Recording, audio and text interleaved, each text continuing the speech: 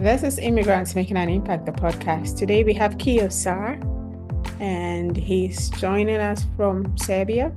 Kiyo, tell us about yourself. Well, first of all, thank you for having me on the podcast, Mom. I know when we initially had the conversation, there was so much alignment, and I felt like there were so many things for us to talk about. So just really excited to actually be doing the official podcast now, and especially the themes that you cover. But myself, I am an immigrant. So my family's originally from Cambodia. I was born in a refugee camp in Thailand because during that time there was a war, genocide that was happening in Cambodia. So my parents escaped the country, fled into Thailand amongst hundreds of thousands of other refugees. And I was born in a refugee camp in the jungle. And then from there, we spent about a year in the Philippines, where we got sponsored by a family in San Diego in California, where I grew up. But before that, we got sent to a refugee processing center in the Philippines, where they help to acclimate you to your new environment. So learning the language and the customs and the cultures of the place that you're gonna head to. And for us, it was the US. So I grew up in San Diego, and I go back pretty often because I still have my family there. Went to university in San Francisco, got my undergrad in creative writing, and then my master's in finance, which a lot of people tend to scratch their heads about or ask questions about. But I've always been a creative person ever since I was a kid, but I was also good at math, because for me math was just problem solving, and I like solving problems. And then my dad, he would tell me, like, look, if you're good at math, you can solve almost any problem. So I've continued to carry that with me. And then professionally, it was, I started my career at two Fortune 100 companies. One was the largest electronics retailer in the world at one point. And then after that, I went into financial services with the goal of really helping people better understand their finances and how to manage it. So I ended up at one of the larger financial institutions in the US. But from that experience, what I realized was, like, I'm just not a corporate person. It wasn't impactful and innovative the way I wanted it to be. So that's where my startup career kicked off. The first company I was at was a company called LendingClub. We were the largest fintech in the world at the time. We had a $8 billion IPO. We were the largest. Yeah, I think it was the largest fintech IPO for a time. But the company was pretty late stage already by the time I joined. So I had this desire to really just roll my sleeves up and get my hands dirty. So the next three companies I joined were early stage Series A companies that were, had found product market fit. And now we're looking to grow and scale. So at one company, I headed sales and operations. We got acquired. Ultimately, the third company I was at, another fintech, they were building a marketplace for power sports lending. I built that customer success team from the ground up almost. And the company is now a unicorn, will likely go public next year.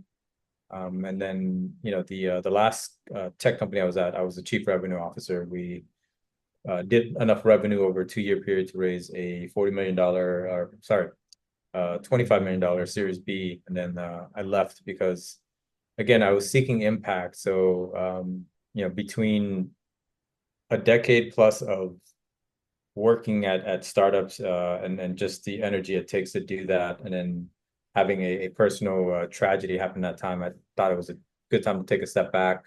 So I took about a 6-month sabbatical. When I came back, I started doing angel investing in the local ecosystem here in Serbia, and then also getting really involved as a subject matter expert in some of the accelerators, incubators, and just lending my time, really. This is all pro bono work, where I was mentoring founders, doing workshops, and that ultimately led me to do more like regional work, and now a little bit more global. So I've done work in the Middle East, North Africa, Southeast Asia as of a few months ago.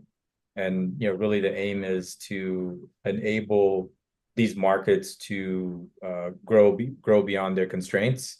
because my view of the world is that talent is equally distributed, but opportunities and access aren't. So how do I best leverage my skills, experience, my network, and everything that I've gained through my career and life to really make an impact on these markets that are trying to find footing, and give them a leg up, so to speak, and make an impact that way. Yeah, and then in my personal life, I love traveling. I'm a writer, so I still write pretty frequently, and I call it, I write at the intersection of business and life, because as much as you try to separate that, I think if you're actually enjoying what you're doing, those things tend to kind of blend into each other. And it's also just extremely challenging to try to separate those things, because oftentimes your business life and the money and the income that you earn from that is what allows you to live the life that you want. And yeah, and then I have a dog, and I like to say she's more well traveled than most Americans I know, and I say Americans because that's where I grew up. She's been to a handful of countries, and yeah, outside of that, I enjoy just being out in nature, and yeah, seeking ways to make a difference in the ways that I can, and as people gently remind me sometimes, even the little impact can become a pretty big ripple. So. Absolutely. And you have quite an experience under your belt. It looks like you have worked on a very high level, and at some point, you knew that wasn't it for you, and you pursued other interesting things. But we will come back to that later. So tell us about the immigrant experience. So, when your parents had to leave your birth country, you guys moved through different countries. And how was it like then? Did you just tag along, or did it do anything to you? How was it like? That's a great question. I think I was too young to realize what was going on. It wasn't until much later that I realized the magnitude of the obstacles and the challenges and the barriers that my parents went through to, get us out of a very dangerous and deadly situation into a country where, at a minimum, we were afforded the opportunity to pursue things that we want, and getting educated, and being able to pursue good lives and good careers. So I wasn't very cognizant of it at an early age, and I don't know if anyone really is. I could be wrong, because I've had conversations about this with other friends who are immigrants who also came to the US or other places really young, where you don't necessarily remember that experience, right? It's almost a sensory experience, one, and then two, if you're willing and open to learn both from your family's experiences, because I ask a lot of questions from my mom, and then my dad when he was alive, and then also being able to speak to other immigrants as well, just to hear their stories. And I think there's always this interesting dynamic growing up in a country that isn't your origin country, because there's a question of belonging, right? Where I often ask, and I've gotten in trouble with my parents in a way when I was growing up, where they're like, we're Cambodian. This is the way we do things. And my response was like, we're not Cambodians. I'm American. Like, I came to the US when I was like 2. I'm like, no, I grew up here. I'm American. And it was always this very interesting dynamic of, almost, you're Cambodian when you're at home, and then when you leave the house, you're American, or you're French, or you're Australian, or Canadian, wherever, you're Dutch, where wherever you end up. So it was always this struggle of identity as well. And I've always been a curious person, and at some point in my life, and I think it was probably like the early 20s, I felt this void in my life of not knowing, like, my culture and history, and really started to do a deep dive at that point into trying to know more about Cambodia, my family, our history, and all these things, and it was so enlightening. And my senior year of university, as a matter of fact, the trip I took during my weekend and a half off was to Cambodia for the first time, and it was, I got to tell you, it was the most humbling experience I've ever had, because we grew up with tons of challenges in the U.S. We were on government assistance, welfare. There's 8 of us in a 1-bedroom apartment at one point, and you imagine like school in the morning, you're sharing a bathtub with 2 of your brothers, because that's the quickest way to get everyone clean and ready to go to school. And then I just remember just feeling this profound sadness upon my first trip to, it was both a profound sadness and a joy of like seeing family that I'd never met in my life for the first time. But seeing this country that was still trying to build itself up at that point, and people who were missing limbs and had to get amputations because of things related to the war, and just how poor people were. In that moment, I was like, oh, I have nothing to complain about. And I was really grateful to have that experience. And I wish people could have similar experiences if they haven't, because I think it's just eye-opening, and you realize you may think you don't have a lot, but to someone else, you have everything. And to have that realization, I think it's really powerful. Beautiful. And you have talked about, your career and where you have gotten to now. You have seen a lot, you have experienced a lot professionally, and at a point you knew that you had to pursue other routes.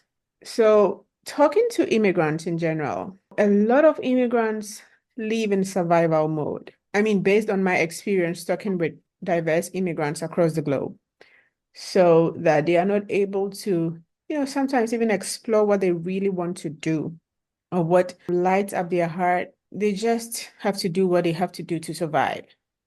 Yeah. Is there anything that, based on your experience, you can share with us about immigrants living in the survival mode and what they can learn from that and maybe grow from that experience? Yeah, I think we should probably share similar experiences there, right? With both ourselves and other immigrants that we've met. And you're 100% right, especially if you're an immigrant coming from a war-torn or conflict country, and what you're conditioned, to think about is survival. And my parents were like that, and it kind of seeps into you when both the experience is long and traumatic. It just leaves an indelible mark on you, and sometimes it's challenging to try to come out of that, but not necessarily impossible, right? Because whatever trauma my parents went through, and from what I've heard from them and other people, it's absolutely horrific. And I couldn't imagine going through something like that. But part of that trauma was also passed on to myself and people of my generation, and I'll just give you an example, is like I would tell my mom, for example, hey mom, like I just got promoted at work. And instead of being like extremely happy for me, what she would tell me is like, well, be careful, don't get your boss mad, or your former colleagues or your former peers are jealous of you. They may try to sabotage you. And you're just like, wait, like mom, like this is a very happy moment, like for me, and like for us, like you should be happy. But instead, like her mind immediately went to like, okay, this can all be taken away at any moment, right? And and people get jealous and have nefarious thoughts, and sometimes act out on it.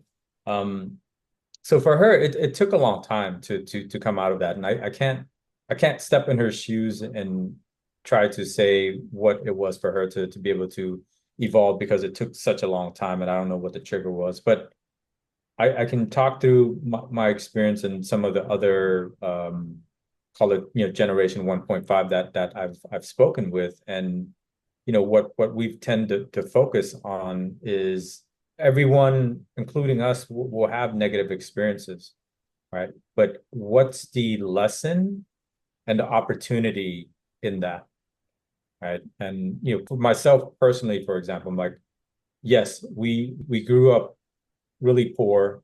We didn't have a lot of resources, but what did that teach me? It taught me to be resourceful, Mm-hmm. right? I can do a lot with like a very little, uh, which is like good trademarks of an entrepreneur and just building a business. My parents didn't really speak English; they only spoke Khmer, which is our native tongue. But growing in certain parts of the U.S., that's frowned upon, or people make fun of you. But having the time and space to reflect on that, and I'm like, no, like I'm bilingual. I Mm-hmm. can speak multiple languages, which is an actual like skill. So I think thinking along those lines instead of like, oh, what's the negative in the situation, and flipping it on its head, it's like, okay, what's the lesson and opportunity from this? Because if you look hard enough, there typically are, right? And not necessarily dwelling on the negative aspects of something that's happened to you or the condition that you find yourself in has been extremely helpful for me, right? And also keeping in mind the horrific journey that my parents went through to give me just this opportunity to have a chance at a better life. And that eternal gratefulness that I took from that.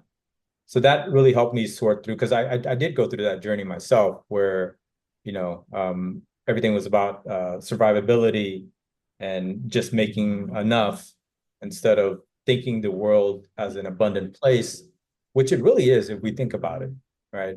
There's opportunities everywhere if you look, if you're pursuing it. I think, the world helps you figure it out if you're paying attention to it. Mm-hmm. Uh, but it takes practice. Like, this is an overnight process. So I do want to add that because there are, many things that I'm still working on. So it depends on our perspectives. Thanks for the insights. So tell us about the impact that you are making. LinkedIn tells us that you said we can turn problems into great opportunities with the right people. Tell us about that. Yeah. So going back to my comment earlier, where, I think talent is equally distributed, but opportunities and access aren't. I know by myself, I can only solve a small set of problems. But if I can get the right people involved who have, the same mission, the same worldview, same mindset, however you want to frame that, Mm-hmm. we could do so much more together, right? Absolutely.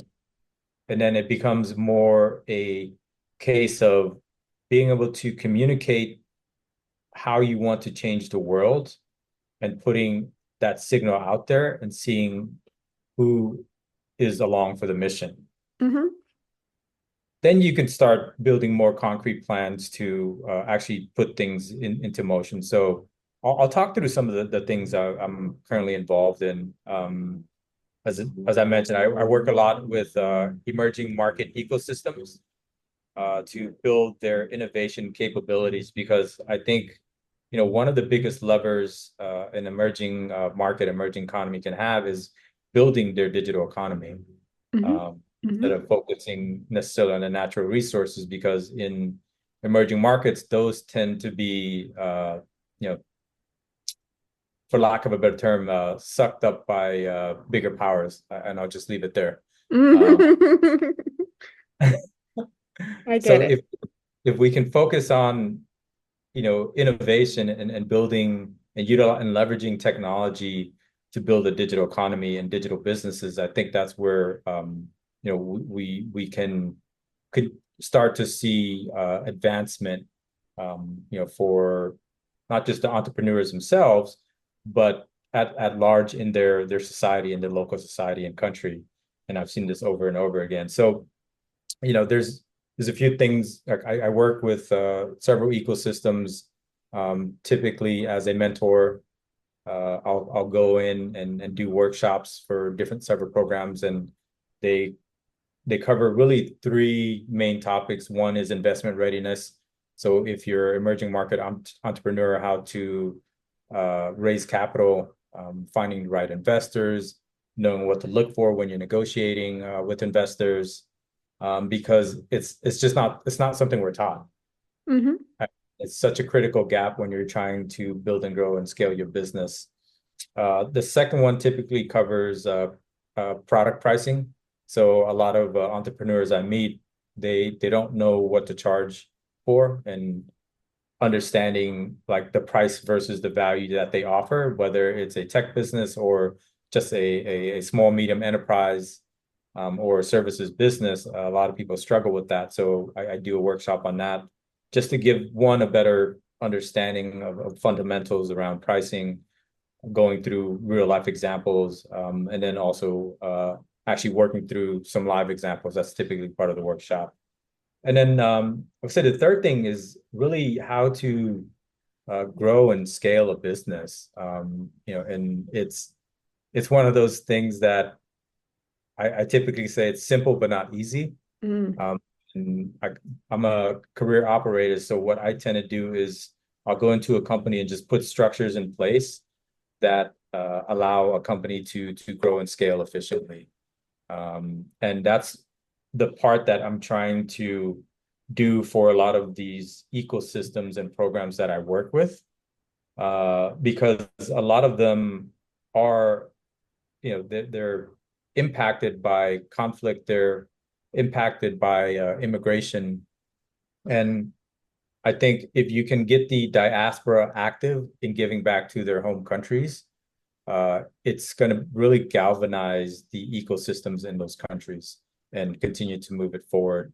And then, the third part of it, I would say, is being an angel investor in emerging markets. People ask me like why I don't invest in the US. I'm like, well, there's a world of opportunity, and my money, my investment is going to go a lot further in these emerging markets than they will in the US.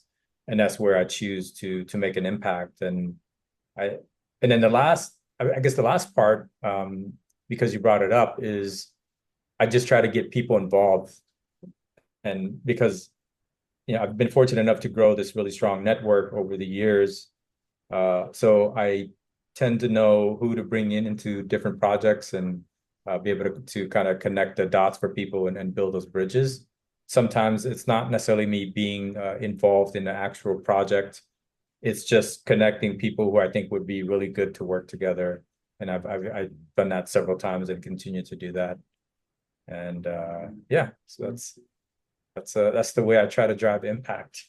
Impactful indeed. And backstage you talked about your desire to do more because there are so many challenges in the world. And talking about what you are doing, what is already on your plate, it's mind-blowing. So thank you for the impact that you are making across the globe. Well done. You're welcome. Thank you. What would you do if you knew you could not fail, Kio? Ooh, wow. I would reset the world order. Yeah, Okay, could you tell us the how aspect of it? I don't have the how. I know what it looks like. I think there's a lot of inequalities in the world, and that's what I would work on solving and rebalancing the power structure in a way, so that it's more balanced, it's more kind, it's more caring, more compassionate about your fellow human being. And so that I feel like right now the world is I'm not saying the entire world, but a lot of the world feels like it's a zero-sum game where for someone to win, someone else has to lose, but I don't think it has to be that way. So if I could do something where I know I wouldn't fail, it would be to do those things. The how, I don't know. That's a very big question to answer. But I know the outcome I would want from it, which is what I just described. So Okay, so you got me thinking right now. So you are talking about the inequality in the world, that people stepping on others to be able to get what they want. Thinking about it in another way, don't you think that we all have a choice in some way as individuals? we do. 100% we do. And I want to say, unfortunately, we're making terrible choices. There's things that happen to us that we can't control. These are things that we have to learn to accept. And then at the same time, understanding what are the things that we can control and try to impact that. And not necessarily being reactive to the things that we can control, but being proactive about how we want to change the world and impact the world. And no, I agree with you. Like, yes, we as human beings, we have agency. That's one of the beautiful things about being human is we get to choose how we act or how we react to certain things. And I think my comment is centered around right now. It just seems like we're, and again, this isn't everyone. Like a lot of choices are being made that are having horrendous impacts on people. Yeah. I get that. Thank you for your insights. Tell us if you have any advice for immigrants, what would it be? That's a big question. I think one, I would start with loving your story, Mm, or maybe if you don't love your story right now, learning to love it, because it's unique mhm. and it either already has offered you many lessons or it will. And taking ownership of that journey, because as challenging as it is to be an immigrant, I also think there's a lot of beautiful things that come from being an immigrant, as well. You get to immerse yourself in a different culture, learn a different language, and um, everything that related to it, all the food and so on and so on. So I think trying to see the positive side of it. And I think two, which we talked about, is you don't need to have a lot of money or resources to make an impact. I think if you think about where you could help, start there, and you can start small, and whether that grows into something bigger, it doesn't really matter, as long as the intent and the action is to help impact the world somehow. Because my dad was always like, like he said think globally, but like act locally. So wherever you're at in the world, like make an impact. And I guess I'll finish this question off with because like I going back to the journey part, being an immigrant, it's a long, strange, arduous journey. Keeping that in mind, when you come across other people, whether they're immigrants or not, acknowledging to yourself that they're also on their own journey and being able to respect that, I think that would help make the world a better place. Mm, great. What legacy do you want to live? I think the legacy is someone who cared about the world and acted as such. I can't say like there's a specific activity related to it, because I think all the things that I'm doing are impactful in that way. So I think the legacy is that I cared about the world, I acted upon it, and hopefully that also influenced and inspired others to act upon it. Brilliant. So immigrants are for the good of all. Tell us about any projects that you think we can be part of to lend a helping hand and make greater impact. Yeah, I think there's what I'm thinking about, and it's not not anything live right now. It's just an idea, but I have a pretty good outline, at least in my head, is uniting or building kind of like this coalition of diasporas globally, to see how we not just benefit like where the country that you're from, but how do we work together as a united global diaspora to impact the countries all over the world Mhm. in a positive way. Because like there are very specific things that I'm working on right now that are just kind of like I would say, personal projects that could turn into bigger projects that would love people to be involved in. But that's probably top of mind for me right now. Building a network of people in the diaspora to work together to make greater impact. But can you tell us how? again, I don't know how yet. So Okay. yeah, I have a lot of ideas. Like I'm working on what I'm working now, and then when I'm ready to take this on, I'll figure out the how. Yeah, because if your why is strong enough, you'll figure out the how. You necessarily don't need to know the how. It can come from anywhere. That's why we talk about it. Share with us your last words. My last words on your journey to making the impact on the world that you want. Uh, don't forget to provide yourself oxygen as well. Mm. Um, because the more oxygen you can give yourself, the more oxygen you can give to your causes in the world.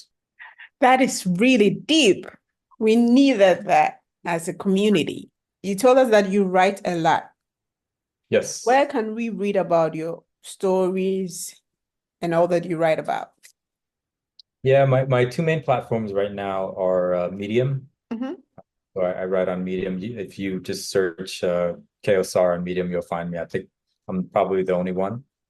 And then I also write things on LinkedIn as well. Okay, so we are going to share those links in the show notes. And is there any book coming out pretty soon? Not I would say not anytime soon unless I go into the wilderness and just write for several months. But I have been approached several times about writing a book. It's one as much as I love writing, I sometimes question like what would I have to say through an entire book? I don't know. Hmm. Um, yeah, two, there's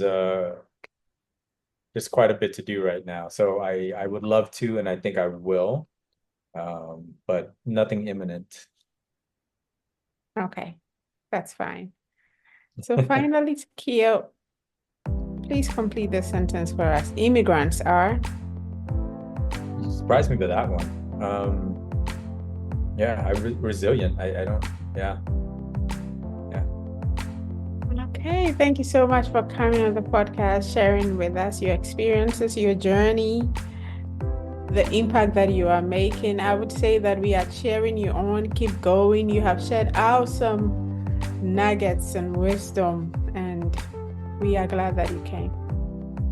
No, thank you. It was such a pleasure, and I love just the natural flow of our conversation. I think it's yeah. Hopefully, people find it of use, and inspires them to continue to make the impact, or if they're not already feeling like they're making an impact, take a step in that direction. Because again, it's not a task or a job for one person. We all have to do it. And I think if enough of us do it over a long enough period of time, we'll start to see the impact to the world.